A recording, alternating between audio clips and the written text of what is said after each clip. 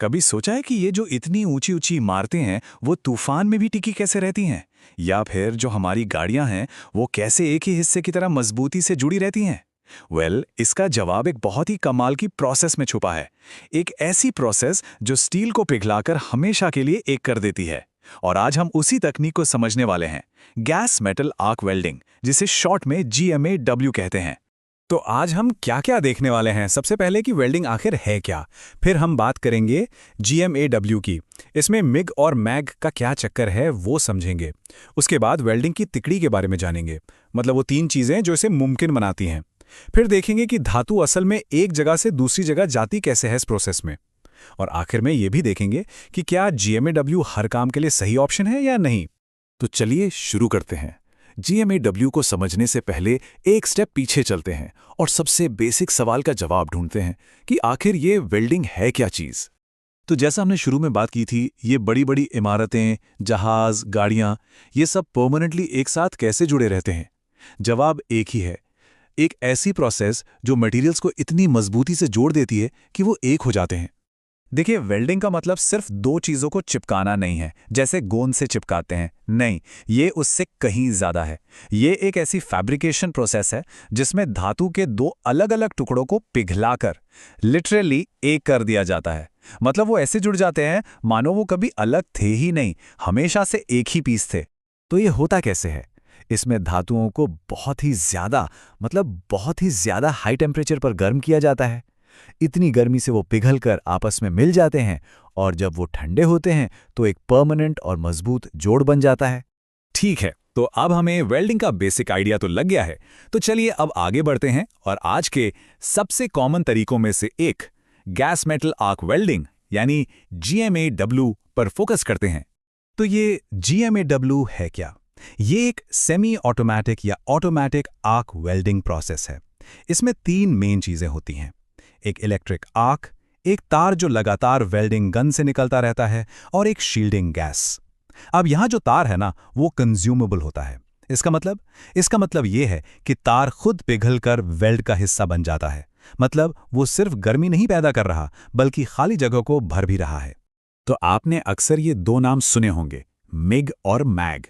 ये दोनों GMAW के ही टाइप्स हैं। तो फिर इनमें फ़र्क क्या है? फ़र्क सिर्फ एक चीज़ का है, गैस का।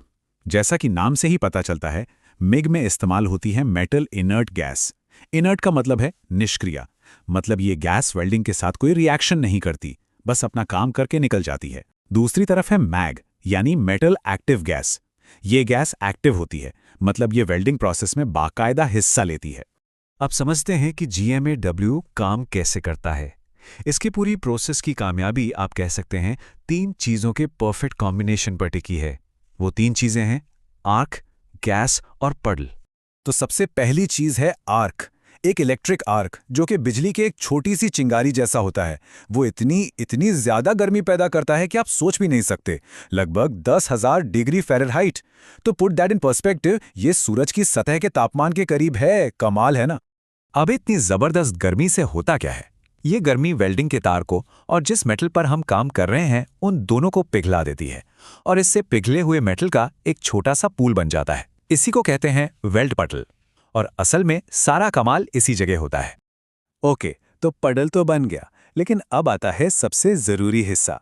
ये जो पिघला हुआ मेटल है, इसे हवा से बचाना बहुत ज़रूरी है। क्यों?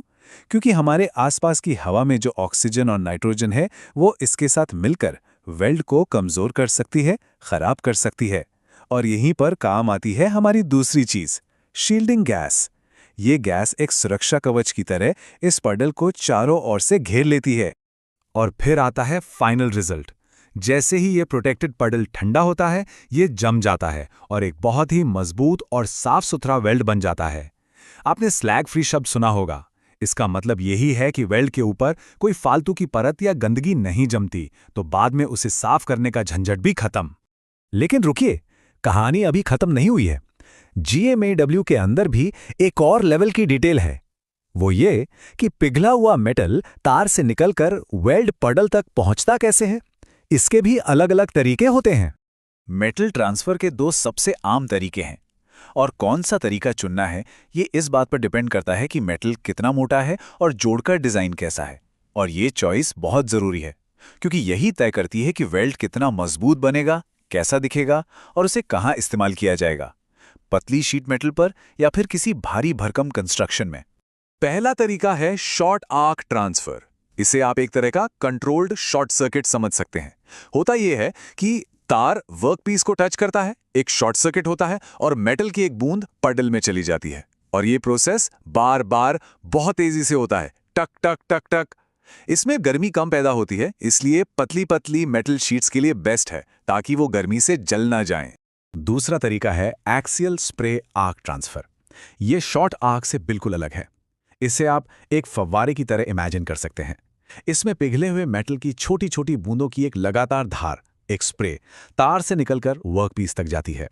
इसमें गर्मी भी ज्यादा होती है और मेटल भी तेजी से जमा होता है, तो जाहिर है ये मोटी मोटी स्टील प्लेट्स को जोड़ने के लिए इस्तेमाल होता है।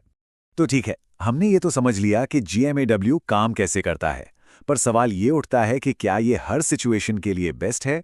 चलिए इसके फायदे और नुकसान दोनों पर एक नज़र डालते हैं।